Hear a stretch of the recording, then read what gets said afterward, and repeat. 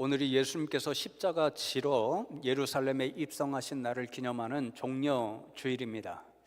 주중에 이 종려주일 설교 누가복음 19장 말씀을 묵상하는데 갑자기 엉뚱하게 내가 그동안 설교를 몇 번이나 했는가 이런 생각이 들었습니다.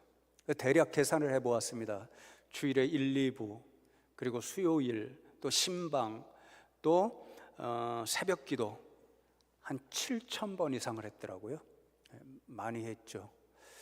한편으로는 수고 많이 했네 이런 생각이 들고, 다른 한편으로는 큰 능력이 있는 설교자는 아닌가 보다 이런 또 자격지심이 들기도 했습니다. 근데 더 중요한 것은 도대체 제가 7,000여 번의 설교를 하면서 여러분에게 전달해 드리고 싶었던 핵심 메시지가 무엇이었는가 생각해 보니까요, 가장 중요한 것이 오직 예수였습니다. 여러분이 제 말씀을 통해서 예수님을 더 잘 알게 되고 예수를 잘 맺게 되는 것, 이것이 설교자로서 설교를 통해 여러분에게 전달해 드리고자 하는 핵심 메시지였구나 이런 생각을 하게 되었습니다. 또 하나 강조한 메시지가 교회가 세상의 소망이다. 여러분 한 분 한 분이 세상이 비록 여러분을 미워하지만 불쌍한 세상의 소망이다, 그런 메시지였습니다. 왜 교회가, 성도 여러분이 세상의 소망이 될 수밖에 없는가? 교회가, 성도님들이 예수 그리스도 그 복음, 지금도 예수님을 알지 못한 채 죽어가고 있는 불쌍한 영혼들에게 복음을 전해주지 않으면 세상은요 구원의 가능성이 없습니다. 그러니까 교회와 성도님들이 세상을 살려내는 그런 의미에서 소망이 되는 거죠. 거기까지 제가 생각했었는데요, 주중에 말씀을 묵상하면서 두렵게 깨달은 사실 하나가 뭐냐면요, 그러면 거꾸로 교회가, 성도님들이 세상을 살려내는 역할을 제대로 감당하지 못한다면 어떻게 될까요? 세상은 죽습니다. 지금도 예수님을 모른 채 죽어가고 있는 불쌍한 영혼들은요 그대로 죽어버리고 맙니다. 그러니까 지금 이 시대에 교회가 세상을 위해 정말 주님 맡기신 이 사명, 세상을 복음으로 살려내는 사명, 이것을 잘 감당하고 있는가, 주중에 그 생각을 많이 했습니다. 두렵게, 여러분 요즘 세상이 너무 어렵잖아요. 나라도 어렵고, 그리고 피조물도 탄식하고, 결론이 무엇이냐면요, 결국 교회의 책임이다. 왜요? 세상을 살려내라는 사명을 교회에 주셨는데 지금 세상이 어지럽고 피조물이 매일같이 탄식하며 죽음의 세계를 보고 있는 이 세상이, 그럼 누구의 책임이 있나요? 세상을 살려내라는 사명을 제대로 감당하지 못하는 교회의 책임이다, 이런 생각이 들었습니다. 여러분 표정을 보니까 목사님 무슨 말씀이세요? 우리는 하루하루 열심히 살고 있는 죄밖에 없는데 왜 그런 말씀을 하세요? 억울합니다, 이런 표정이십니다. 억울하죠. 교회 억울합니다. 그러나 저는 확신합니다. 여러분 한 분 한 분이 복음으로 영혼이 살면 가정이 살고요, 여러분이 그렇게 살면 이 교회, 이 땅의 교회들이 살아나고, 그 교회들이 건강하게 서서 자신들의 역할을 잘하면 이 어려운 이 나라의 민족 다시 살려낼 수 있습니다. 그러나 교회가 바로 서 있지 못하고 하나님 주신 세상을 살려내는 사명을 감당하지 못하면 세상은 죽는 거죠. 멸망의 길로 달려갈 수밖에 없습니다. 억울해도 할 수 없습니다.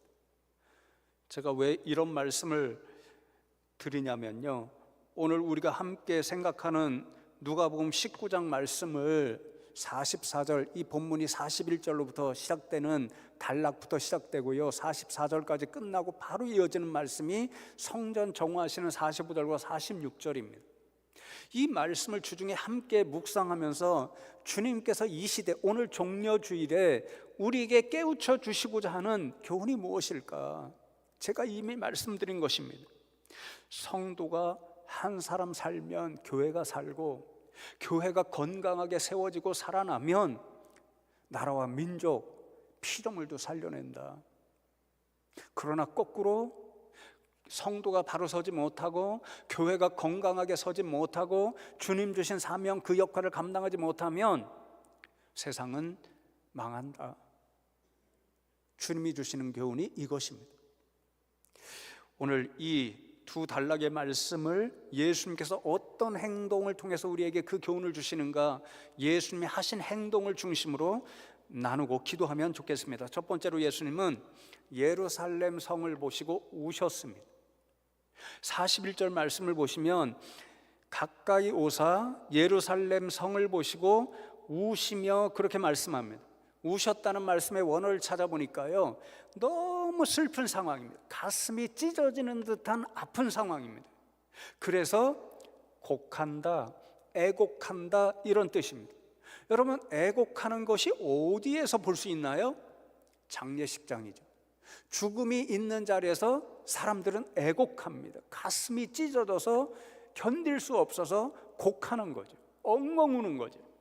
예수님께서 지금 예루살렘 성을 보시고 이상하게도 장례식장에서처럼 엉엉 우시는 것입니다. 우리 예수님요, 눈물이 많으신 분이셨습니다. 시시때때로 우십니다. 왜 예수님께서 예루살렘을 보시고 이렇게 애곡하셨을까요? 지금 바라보고 계시는 예루살렘이 곧 망할 것이라는 것을 예수님은 분명히 아셨기 때문입니다. 43절과 44절 말씀이 그 말씀이죠. 날이 이를지라 내 원수들이 터둔을 쌓고 너를 둘러 사면으로 가두고 또 너와 및 그 가운데 있는 네 자식들을 땅에 메어치며 돌 하나도 돌 위에 남기지 아니하리니 이는 내가 보살핌 받는 날을 알지 못함을 인함이니라. 그렇게 말씀합니다. 날이 이를지라, 무슨 날일까요? 멸망의 날, 죽음의 날입니다. 그날에는 원수가 예루살렘 성을 완전히 포위하고 성 안에 있는 모든 이스라엘 백성, 유다 백성을 죽이고, 그리고는 무너뜨려서 폐허를 만들어버린다고 말씀합니다. 학자들은 예수님께서 예고하신 이 멸망의 날, 죽음의 날이 70년경에 일어났던, 로마 사람들이 이 땅을 지금 지배하고 있잖아요. 끊임없이 독립운동, 무력항쟁을 일으킵니다. 이때의 지도자가 마카비라는 사람이었고, 가톨릭 성경에는 마카베오 상, 마카베오 하, 이런 말씀이 있습니다. 근데 이 사람들이 무력항쟁을 일으켰는데 로마 사람들에 의해서 완전히 멸망당하고, 이제 바벨론에 의해서 멸망당했다가 무너졌다가 다시 세워졌던 예루살렘과 성전이 로마 사람들에 의해서 완전히 또다시 폐허가 되어버립니다. 그것을 예수님이 보셔서 지금 울고 계시는 거죠. 애곡하고 계시는 거죠. 그런데 여러분, 중요한 것은 왜 이렇게 멸망당할 수밖에 없는가, 그것입니다. 예수님께서 그 이유를 영적으로 진단해서 말씀해 주시죠. 뭐라고요? 이는 왜냐하면입니다. 이유입니다. 멸망의 이유입니다. 내가 보살핌 받는 날을 알지 못함을 인음이니라. 예루살렘이 보살핌 받는 날을 알지 못하기 때문에 결국 멸망하고 죽음의 세계로 달려간다는 거죠. 도대체 보살핌 받는 날, 이 날이 어떤 날이길래 그 날을 알지 못하여서 예루살렘, 유대 땅이 다시 한번 혹독한 죽음의 맛을 보아야 되는 것일까요? 누사음지 86쪽, 여러분 나누어드린 86쪽에 보면 이 구절에서 보살핌이라는 말씀은 구약 성경 히브리어 파카드라는 말을 배경으로 하고 있습니다. 두 가지 뜻이 있습니다. 찾아온다, 돌본다. 그래서 이 보살핌이라고 하는 1차적인 말의 의미는요, 하나님이 세상을 찾아오십니다. 예수님이 누군가를 찾아오십니다. 그 목적, 찾아오시는 목적이 돌보고 구원하시기 위함이다. 찾아오셔서 돌보시고 구원하시는 거죠. 그래서 묵상집 저자는 87쪽 이제 결론 부분 6줄에서 어떻게 적고 있냐면요, 예수님의 예루살렘 입성은 구약에서부터 이어진 인류 역사 전체를 통해 당신의 백성을 찾아오시는 발걸음의 하이라이트입니다. 왜 찾아오신다고요? 구원하시고 보살피기 위해서입니다. 저 십자가를 예수님께서 왜 지시나요? 오늘 종려주일에 왜 십자가를 지시러 예루살렘에 들어가시나요? 왜 세상에 찾아오셨나요? 저 십자가 지심으로 세상의 사람들의 죄를 용서하시고 죄로 인해 죽을 수밖에 없는 사람들을 구원하시고 보살피기 위해 오시는 것입니다. 그러니까 하이라이트죠.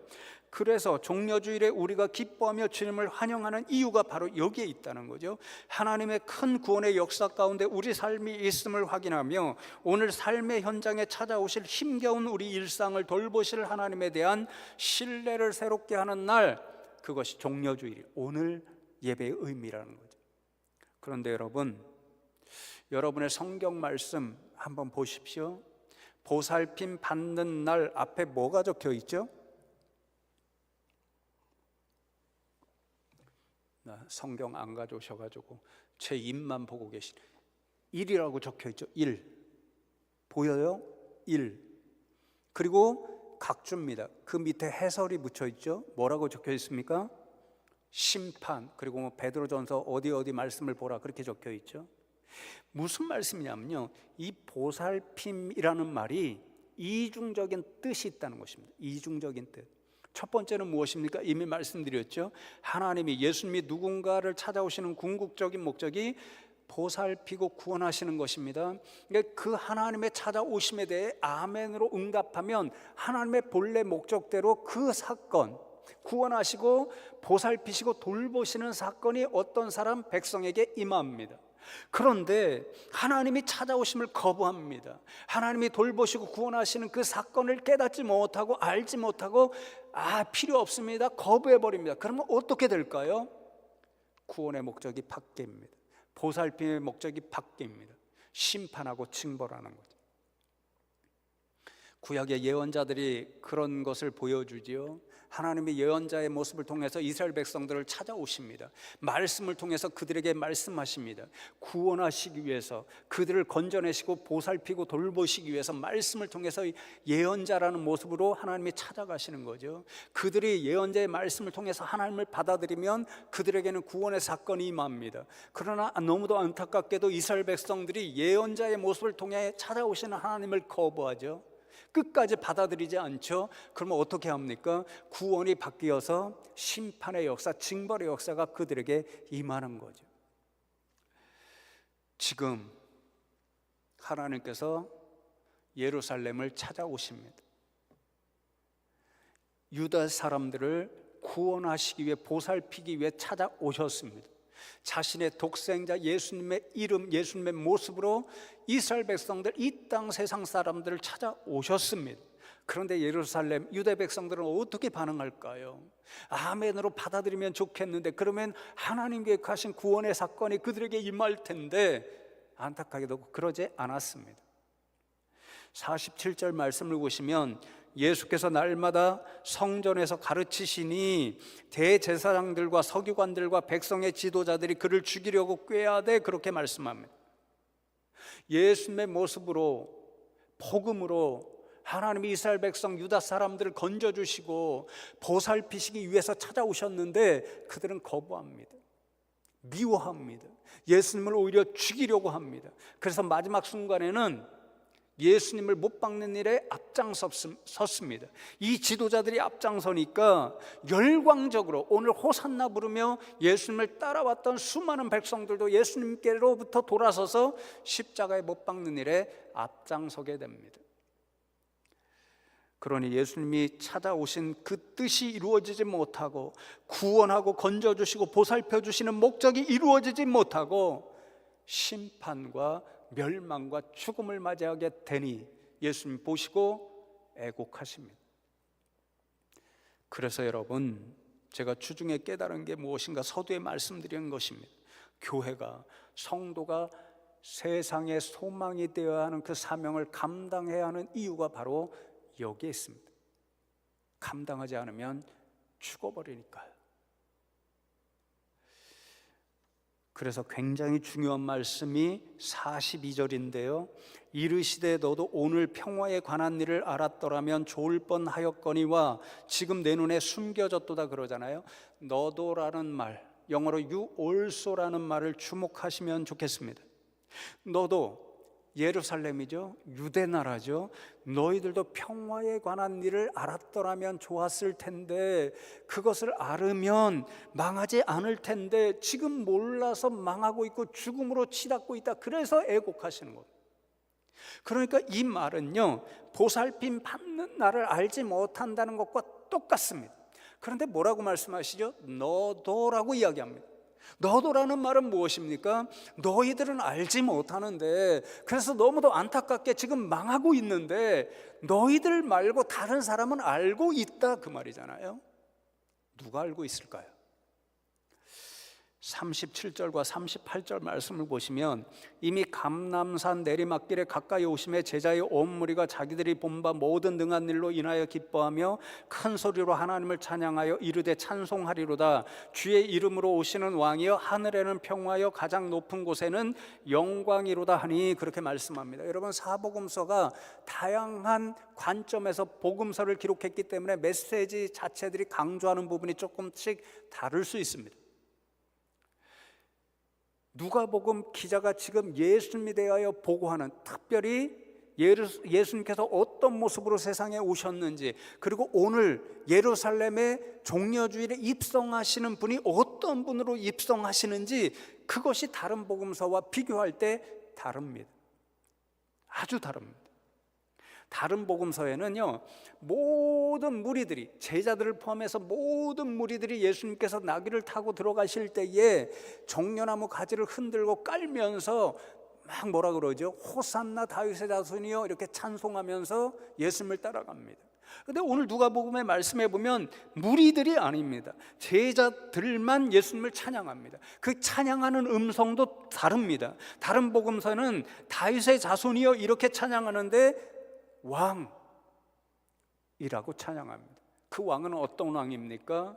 누가복음 2장 14절에도 예수님 탄생 야구할 때에 하늘에는 영광이요 땅에는 평화로다, 그렇게 선포했죠. 똑같죠.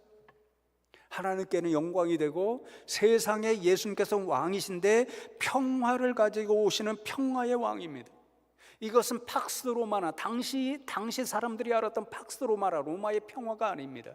강력한 힘을 가지고 다른 민족들을 다 정복하고 꼼짝 못하게 할 때 이루어지는 로마 사람들이 원하는 로마의 평화가 아닙니다. 예수님의 평화는 사랑으로, 용서로, 원수됐던 사람들이 하나 되는 화해로 이루어지는 평화입니다. 그래서 원수된 하나님과 사람이 화해하고 평화를 이루는 일입니다. 유대인과 이방인 절대 원수처럼 만나지 못하는 그들이 손잡고 하나 되어 이루어가는 평화입니다. 하나님 나라가 완성되면 사자와 어린 양이 함께 튀어노는 샬롬, 그런 평화입니다. 이 평화를 42절에 평화에 관한 일을 알았다 몰랐다 그러잖아요. 제자들은 알았습니다. 예수님이 평화의 왕으로 오신 세상의 구원자라는 것을 알았으므로 찬양합니다. 그런데 예루살렘은 알지 못합니다. 유다 땅은 알지 못합니다.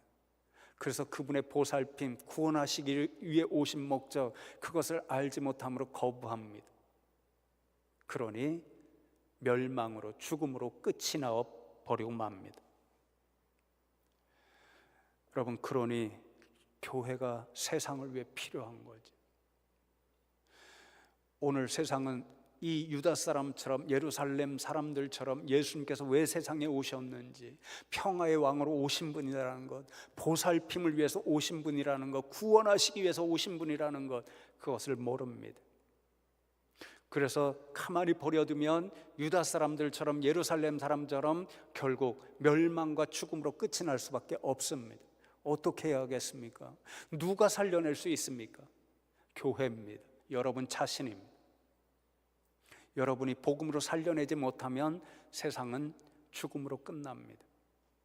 그러니 여러분, 이 종려주일에 주님 주시는 이 교훈을 새겨서요, 먼저 여러분 주변에 사랑하시는 분, 지금 예수님의 보살핌의 이 날 깨닫지 못하고 죽어가고 있는 영혼, 예수님처럼 애곡함으로 엉엉음으로 생명의 복음을 전해서 살려내시기 바랍니다. 비록 작고 연약하지만 세상 한가운데서도 그 역할 감당해서 여러분 비비로 미움을 받지만 몰라서 그러니까 세상 사람들 불쌍히 여기시고 복음으로 살려내시는 분들 되면 좋겠습니다. 두 번째로 예수님은 예루살렘 성전을 정화하셨습니다. 이어지는 45절 말씀을 보시면 성전에 들어가서 장사하는 자들을 내쫓으시며 그렇게 말씀합니다. 원어를 보고 제가 깜짝 놀랐습니다. 왜냐하면 45절 맨 앞에 보면 영어로는 end인데요, 그런 다음에 이런 뜻입니다. 그러니까 예수님께서 예루살렘에 들어오셔서 예루살렘 성을 보시고 엉엉 애곡하신 후에 가장 먼저 가신 곳이 어디냐면요, 예루살렘 성전 교회였습니다. 평소에는 알지 못하고 깨닫지 못하던 말씀인데 주중에 말씀을 깨닫고요, 굉장히 제가 충격을 받았습니다. 왜 그런가 하니요, 여러분 이것은 당시 예수님을 따라다니던 사람들, 이 종려주일에 종려나무 가지를 흔들면서 호산나 다윗의 자손이여 외치던 사람들과의 기대가 완전히 무너지는 것입니다. 다윗의 자손이라고 외치던 사람들에게는요, 예수님에게서 무엇을 보기를 원했냐면요, 다윗의 모습을 보기를 원했습니다. 다윗 시대 이스라엘이 가장 강력한 때였고 수많은 민족들을 정복하던 로마처럼 팍스 로마나 팍스 이스라엘 자신들의 힘으로 평화를 이루던 그런 시대였습니다. 예수님을 통해 그 시대가 반복되기를 원했습니다. 사람들의 소망에 따르면 예수님은 교회로 가는 것이 아니라 먼저 헤롯 왕의 궁전으로 가야 했습니다. 빌라도의 관저로 가야 했습니다. 사람들의 소망에 따르면 자신이 동원할 수 있는 모든 기적을 행하는 능력과 천군 천사라도 부르셔서 그들을 내어 쫓아야 했습니다. 그리고 유다인들이 원하는 새로운 왕국을 세우시고 왕으로 등극하셔야 했습니다.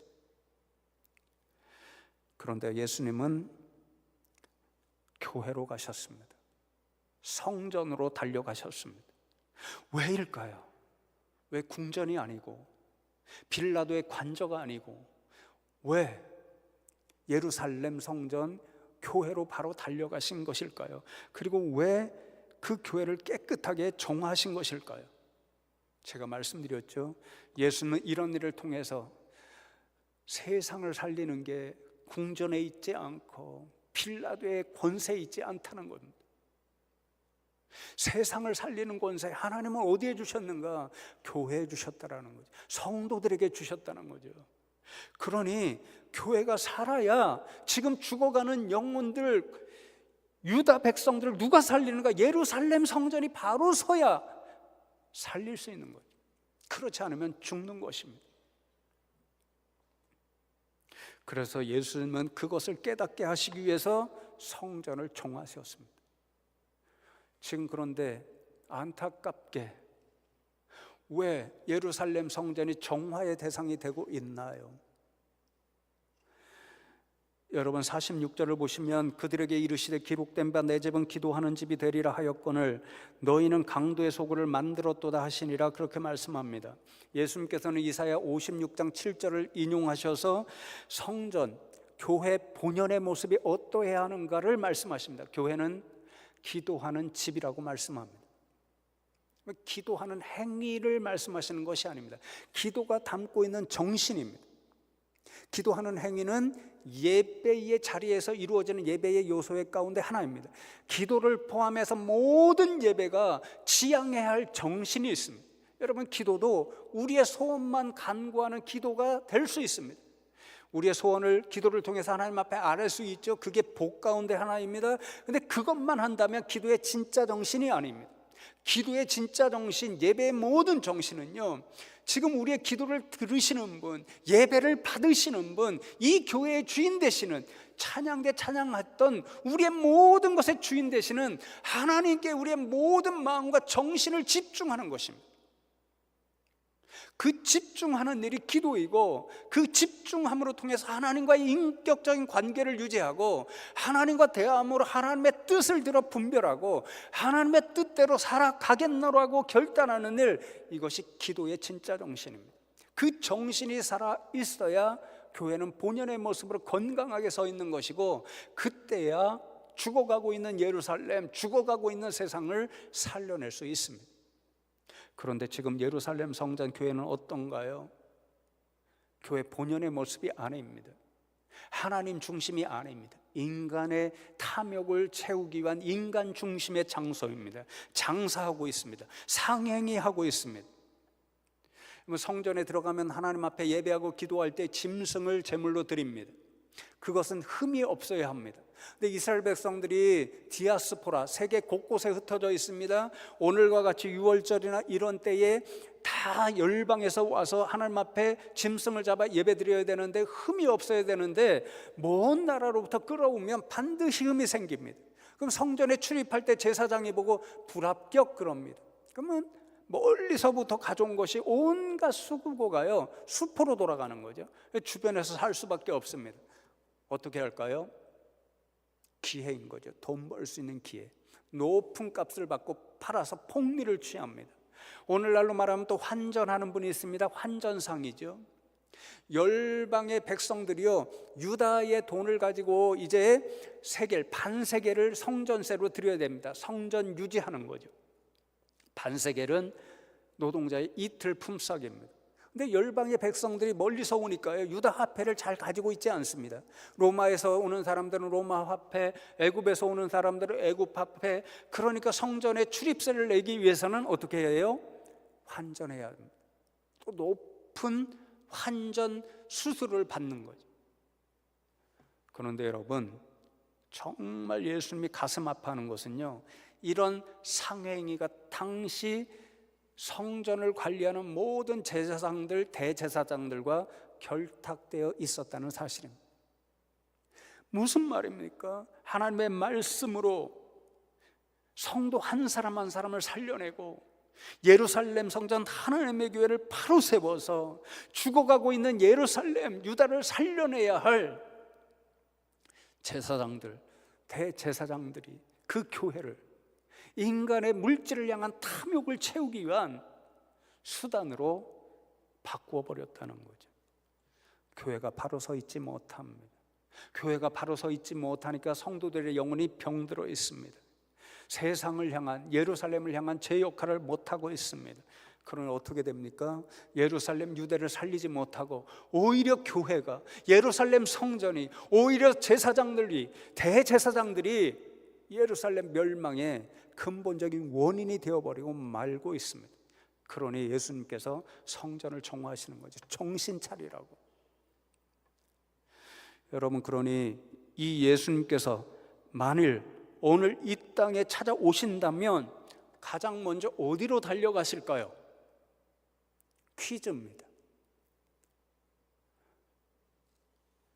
여의도 국회의사당으로 달려가실까요? 청와대로 달려가실까요? 오늘도 수많은 사람들이 모여서 집회하고 있는 광화문으로 달려가실까요? 다윗의 자손이라고 호산나 외쳤던 사람들의 소망에 따른다면 그리로 가셨어야 합니다. 국회의사당 뒤집어 엎으시고 청와대의 새 주인 되셔서 새로운 나라를 세우셔야 합니다. 광화문에 가서 가슴 아파하는 사람들 다 위로하시고 새로운 나라를 세우셔야 합니다. 그러나 오늘 말씀해 보면 예수님은 그곳으로 가시지 않습니다. 이 세상에 예수님 다시 오시면 가장 먼저 어디로 달려가시는가? 이 땅의 교회들로 달려가십니다. 어쩌면 우리 숭실교회로 제일 먼저 오실지도 모릅니다. 어쩌면 여러분 각자에게 제일 먼저 예수님은 찾아가실 수 있습니다. 무엇을 볼까요? 여러분 각자가, 이 숭실교회가 주님 보시기에 정화해야 할 교회의 성도인가, 아니면 나라와 민족을 살려내기에 적합하게 적당하게 서 있는가, 건강하게 세워져 있는가, 그것을 보실 겁니다. 그럼 주님 앞에 오늘 스스로 그래서 물어보시면 좋겠습니다. 오늘 말씀에 비춰서 이렇게 물어보시면 좋을 것 같습니다. 성도 여러분은 교회의 본연의 모습, 기도하는 교회, 기도하는 성도로 지금 서 계시는가요? 기도하느냐 마느냐가 아니라 예배와 기도, 여러분의 모든 신앙생활 그 중심이 여러분 생각과 마음 제일 먼저 하나님을 향하여 온전히 서 있는가? 하나님 중심으로 살아가고 계신가? 아니면 지금 장사하는 사람들처럼 세상 사람들이 부러워하고 우리의 마음을 유혹하는 물질을 채우기 위해서, 돈을 채우기 위해서 그 목적 제일 중심으로 살아가고 있는가? 스스로 돌아보시기 바랍니다. 소망하기는 여러분 모두가 주님이 교훈하시는 대로 하나님 중심, 예수님 중심의 삶을 살아 여러분의 영도 더 건강해지고, 그래야 여러분의 가정도 살고 교회도 살고, 그래서 이 땅의 모든 교회들이 주님 주신 사명대로 죽어가는 영혼들을 살려내는, 그래서 세상의 소망이 되는 그런 분들 다 되시기를 주님의 이름으로 축복합니다.